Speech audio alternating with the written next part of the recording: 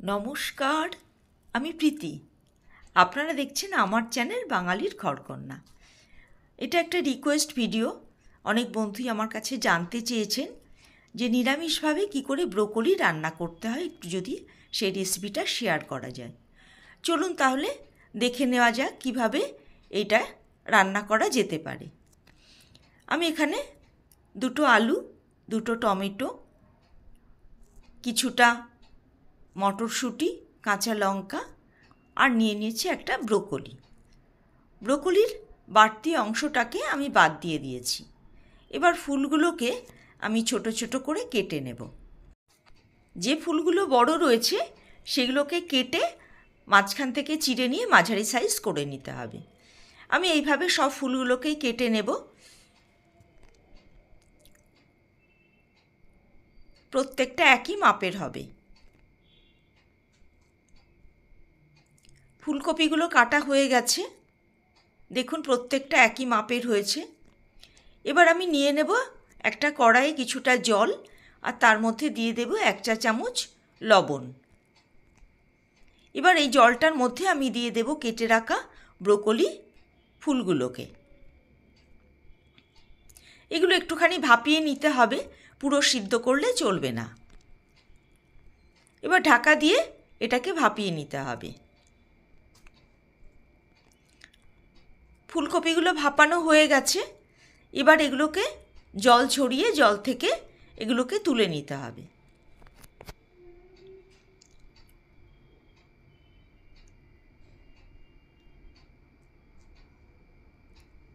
জল ঝরিয়ে তুলে নেওয়া হয়ে গেছে। এবার একটা কড়াইয়ের মধ্যে কেটে রাখা আলুগুলোকে ব্রাউন কালার করে ভেজে নিতে হবে। আলুগুলো ব্রাউন কালার ভাজা হয়ে গেলে তুলে নিতে হবে। এবার এই কড়াইয়ের মধ্যেই দিয়ে দিতে হবে ফোড়ন। শুকনো লঙ্কা 2টো দেওয়া হয়েছে, আর কিছু গোটা জিরে। মশলাটা একটু ভালো করে ভেজে নিতে হবে। মশলা থেকে একটু হালকা গন্ধ বেরোলে তারপরে তার মধ্যে দিয়ে দিতে হবে কেটে রাখা টমেটোগুলো। টমেটোগুলো ভালো করে নাড়াচাড়া করে নিয়ে তার মধ্যে দিয়ে দিতে হবে স্বাদ অনুযায়ী লবণ। লবণটা দিলে টমেটোটি যেমন নরমও হয়ে যাবে, আবার একসঙ্গে তরকারি যে লবণের স্বাদ সেটাও দিয়ে দেওয়া হবে। এবার ভালো করে নাড়াচাড়া করে টমেটোটাকে নরম করে নিতে হবে। এবার এর মধ্যে দিয়ে দিতে হবে 1.5 চা চামচ আদা বাটা।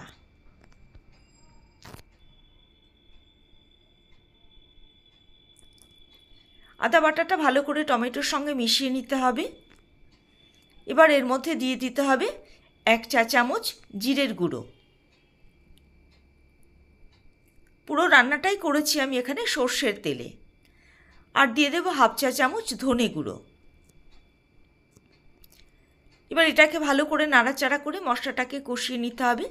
মশলা থেকে যখন তেল ছাড়বে তার আগে একটুখানি হলুদ দিয়ে দিতে হবে।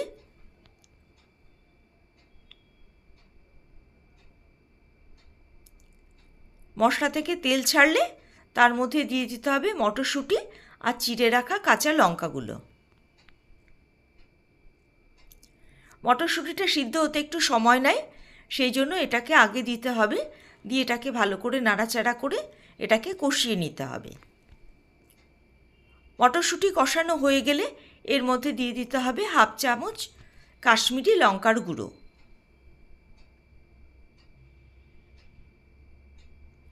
কাশ্মীরি লঙ্কার গুঁড়োটা ভালো করে মিশিয়ে নিতে হবে। এবার এর মধ্যে দিয়ে দিতে হবে ভেজে রাখা আলুগুলো।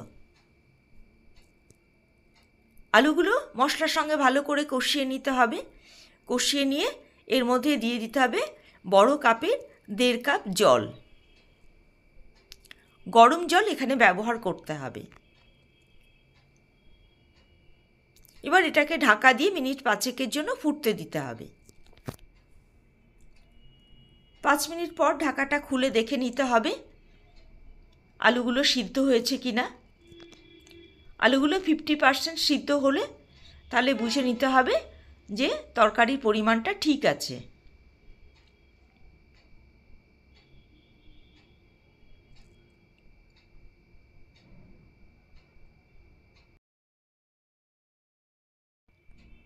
আলুটা সিদ্ধ হয়ে গেলে তার মধ্যে দিয়ে দিতে হবে 1 চা চামচ চিনি।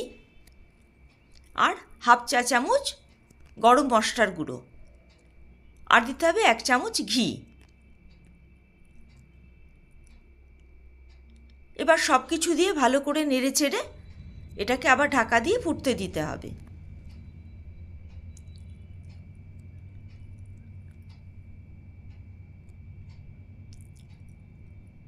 ঝোলটা পুরো ফুটে গেলে এবার এর মধ্যে দিয়ে দিতে হবে ভাপিয়ে রাখা ব্রোকলিগুলো। ব্রোকলিগুলো ভালো করে এই ঝোলটার সঙ্গে মাখিয়ে নিয়ে এটাকে আবার ঢাকা দিয়ে মিনিট 2-3-এর জন্য সিদ্ধ হতে দিতে হবে।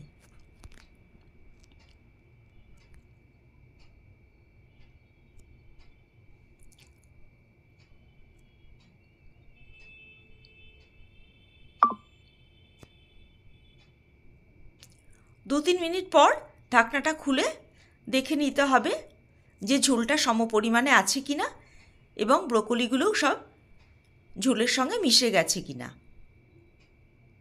পুরো সবজিটাই সিদ্ধ হয়ে গেছে, সুতরাং রান্নাটা সম্পূর্ণ কমপ্লিট হয়ে গেছে। এবার দিয়ে দিতে হবে ওপর থেকে কুচিয়ে রাখা ধনেপাতা। ধনেপাতা দিয়ে এটা ভালো করে সবজির সঙ্গে মিশিয়ে নিতে হবে।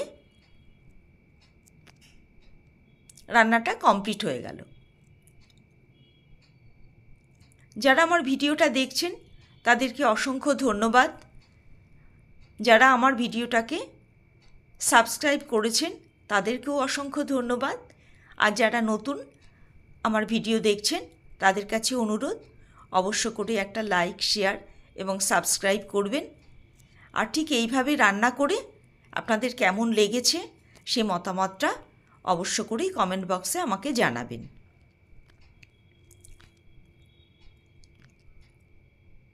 এই রান্নাটা গরম ভাতে ভীষণ ভালো লাগে। সকলে ভালো থাকবেন, সুস্থ থাকবেন। আবার দেখা হবে নতুন ভিডিও।